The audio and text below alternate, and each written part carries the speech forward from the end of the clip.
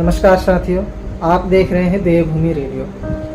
उत्तराखंड की प्रेम कहानियों का जब भी जिक्र होता है तो सबसे पहले राजूला मालूशाही, हरुहित और मालू रौतेली, श्याली भरणा, मतलब बहुत सारी प्रेम कहानियाँ ऐसी हैं जिनका आज भी बखान होता है, गुणगान होता है।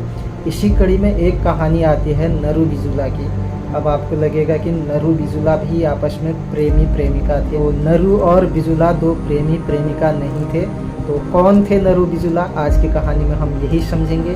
लेकिन उससे पहले अगर आप चैनल पर नए हैं तो चैनल को सब्सक्राइब कीजिए और वीडियो को लाइक कीजिए। तो सबसे पहले कहानी की शुरुआत करते हैं। यह जो कहानी है आज से 500-600 साल पुरानी कहानी है। तब उत्तर काशी में एक गांव हुआ करता था तिलौत। तो वहाँ के दो भाई थे जिनका नाम नरेंद्र और विजेंद्र था। उनको नरू बिजुला कहा जाता था।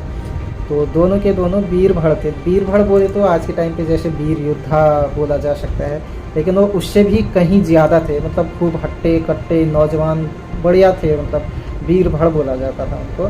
तो उस टाइम पे क्या था कि बाड़ाहाट में एक मेला लगता था जिसे थौल का मेला भी कहा जाता है, बाड़ाहाट का मेला भी कहा जाता है। तो वहाँ पर दोनों भाई गए हुए थे मेले में। तो वहाँ उस मेले में एक सुंदर लड़की जिसने पहाड़ी नथ पहन रखी थी और पहाड़ी पिछवाड़ा पहन रखा था, मतलब वो पूरा उसने पहाड़ी कल्चर का जो भी ड्रेसअप था वो पहन रखा था। तो उसके ड्रेसअप को देख करके, उसकी सुंदरता को देख करके दोनों के दोनों भाई उस पर मंत्रमुग्ध हो गए, मतलब मोहित हो गए, उसके प्रेम में खो गए। तो दोनों भाइयों के मुँह से एक ही साथ निकल गया, ये लड़की बहुत सुंदर है, इससे मैं शादी करूँगा। तो उस टाइम पे क्या था, पांडव विवाह की प्रथा भी थी। तो दोनों भाइयों ने डिसाइड किया कि हम दोनों भाई इस लड़की से शादी करेंगे। और उसके बाद उस लड़की के सामने जाते हैं और उस लड़की को वहाँ पर प्रपोज करते हैं कि हमें आपसे प्रेम हो गया है, हमें आपसे शादी करनी है। तो लड़की उन दोनों भाइयों को देख करके वो भी थोड़ा सा मोहित हो जाते हैं। दोनों भाई दिखने के भी सुंदर थे और हट्टे कट्टे थे। तो लड़की उनको देख करके लड़की भी थोड़ा उनकी तरफ आकर्षित हो जाती है।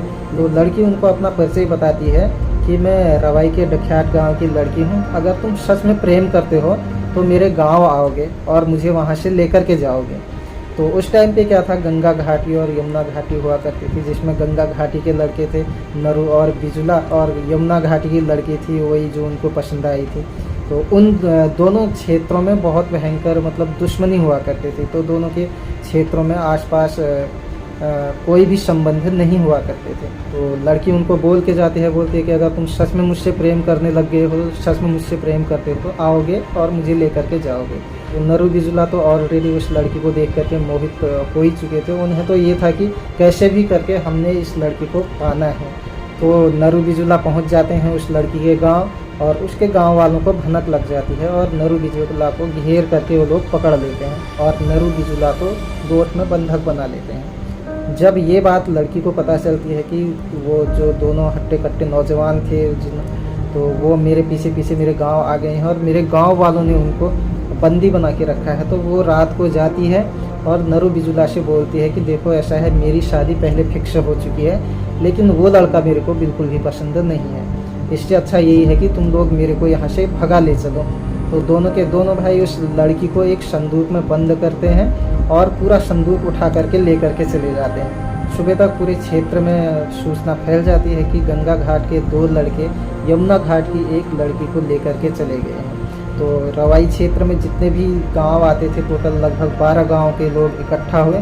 मतलब ये कि उन्होंने बस ये ठान लिया था कि हमारे क्षेत्र से कोई लड़की को कैसे भगा करके ले जा सकते हैं। तो जिसके पास जो हथियार था, किसी के पास कुल्हाड़ी, किसी के पास दराती, किसी के पास फरसे, मतलब जो भी जिसके पास था सारे अपने हथियार ले गए और खूब ढोल नगाड़े नरसिंगा वगैरह बजाते चले गए उस गांव से अपनी लड़की को वापस लाने के लिए। शाम होते होते सब लोग ज्ञानसू नामक एक गांव में पहुंचे और वहीं पर उन लोगों ने अपना रात का ठिकाना बनाया। लेकिन तब तक नरू और बिजुला को ये बात पता चल चुकी थी कि हमारे पीछे पूरे 12 गांव के लोग आ रहे हैं। तो उन लोगों ने अपने गांव के लोगों को, अपनी माँ को और जिस लड़की को भगा करके ले आए थे उस लड़की को डूंडा के उदालका नामक गांव में भेज दिया और उनके साथ ज़रूरी सामान, खाने पीने का सामान सब कुछ भेज दिया, मतलब उनको कोई परेशानी ना हो। और उसके बाद पूरे गांव को खाली करवा दिया गया और सिर्फ 2 भाई गांव में रहे और पूरे अपने हिसाब से पूरे तरीके से उन्होंने युद्ध की तैयारियां शुरू कर दी। और यमुना घाटी और गंगा घाटी के बीच में जो नदी थी उसके ऊपर एक पुल बना था, उस पुल को दोनों भाइयों ने काट दिया और उसके बाद ऊंची पहाड़ी पर स्थित शिल्याड़ गांव पहुंचे और वहां पर उन्होंने ढेर सारे पत्थरों को इकट्ठा करके एक चबूतरा बनाया। सुबह होते ही युद्ध की शुरुआत हो चुकी थी, युद्ध शुरू हो चुका था। एक तरफ थे सिर्फ 2 भाई नरु और बिजुला, दूसरी तरफ थे 12 गांव के लोग। कहा जाता है कि उस दिन ऐसा युद्ध छिड़ा कि वहां की नदी में खून की नदियां बहने लगी। सिर्फ 2 भाइयों ने 12 गांव के लोगों को हरा दिया था युद्ध में। बात इतनी आगे बढ़ गई कि 12 गांव के लोगों को भागना पड़ा सिर्फ 2 भाइयों से, और रवाई के लोग ये युद्ध हार चुके थे। तो उन्होंने भागते भागते क्या किया, उस क्षेत्र में, उस गांव में जितने भी कीमती सामान थे सारे सामान उठा करके चले गए, जैसे कि सांगल वगैरह हो गई, बड़ी बड़ी घंटियाँ थी, सब कुछ उठा करके वो लोग भाग गए।